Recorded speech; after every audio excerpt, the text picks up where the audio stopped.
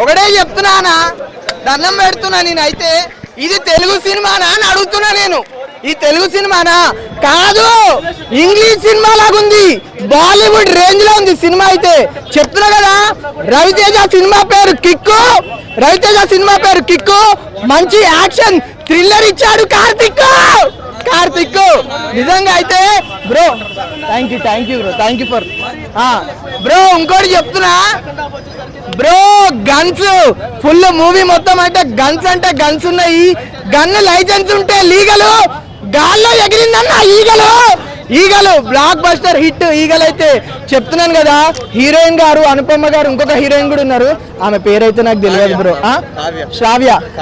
కావ్య అంట. Second half లో మంచి లవ్ స్టోరీ ఉంది. ప్రపోజ్ చేయాలంటే ఫ్లవర్స్ ఇవే అవసరం లేదు, ఇంప్రెస్ చేయాలంటే ఒక అమ్మాయిని హీరో గన్స్ తోటి కూడా ఇంప్రెస్ చేస్తాడు అమ్మాయిని సెకండ్ హాఫ్ లో. చాలా అంటే చాలా బాగుంది. మంచి యాక్షన్ సీన్స్ అయితే ఉన్నాయి బ్రో. యాక్షన్ అయితే అన్లిమిటెడ్ ఉంది. యాక్షన్ అయితే కేజీఎఫ్ తో కంపేర్ చేయలేము, డిఫరెంట్ గా ఉంది స్టోరీ. పబ్జీ అంటున్నారు అందరూ, కాకపోతే గన్స్ ఎక్కువ ఉండేసరికి యాక్షన్ సీన్స్ హ్యాపీగా చూడొచ్చు ఫ్యామిలీ తోటి. ఫుల్ వైలెన్స్ ఉంది కానీ నీట్గా ఉంది గన్స్ తోటి, అంతా ఇదే కానీ అన్ని హెడ్ షాట్సే. కామెడీ గురించి చెప్తున్నాను కదా బ్రో, శ్రీనివాస్ రెడ్డి గారు నేను 6th క్లాస్ దాకా వేసుకుంటుండే చెడ్డి, సూపర్ కామెడీ చేస్తారు శ్రీనివాస్ రెడ్డి. అజయ్ ఘోష్ గారు కూడా నిజంగా చెప్తున్నాను చాలా బాగా చేసినారు కామెడీ కానీ ఇది కానీ. ఎమ్మెల్యే క్యారెక్టర్ చేసినారు మూవీలో. నవదీప్ గారు హీరోకి friend supporting character bro. Navdeep గారు నన్ను చెప్పని బ్రో, హీరో నవదీప్ గారు హీరోకి ఫ్రెండ్ క్యారెక్టర్ చేస్తారు, మంచి సపోర్ట్ రోల్ ప్లే చేసిండు.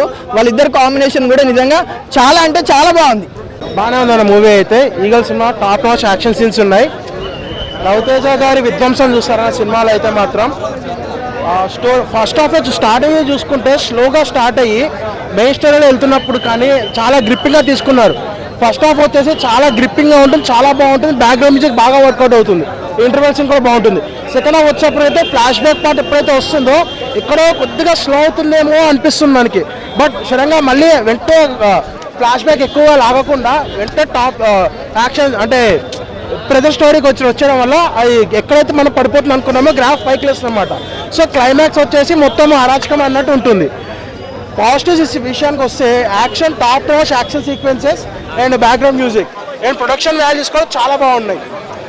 రవితేజ గారు ఆయన సూపర్ కాన్ఫిడెంట్ అని ఎందుకు అన్నారో అది సినిమా వస్తుంది, మేము కూడా సూపర్ కాన్ఫిడెంట్ ఉన్నాం సినిమా హిట్ అవుతుందని పక్క.